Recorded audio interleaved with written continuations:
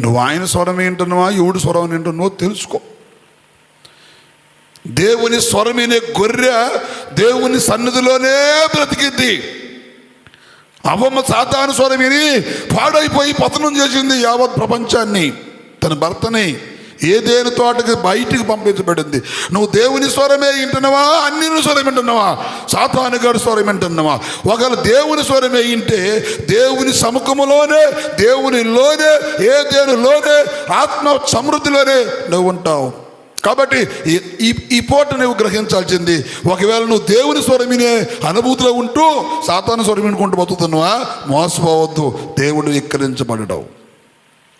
నీకు దేవుడిచ్చిన సమృద్ధిని సాతాను దొంగిలించడం కోసం వచ్చాడు. నీకు దేవుడిచ్చిన జీవజలాన్ని దొంగిలించడానికి వచ్చాడు.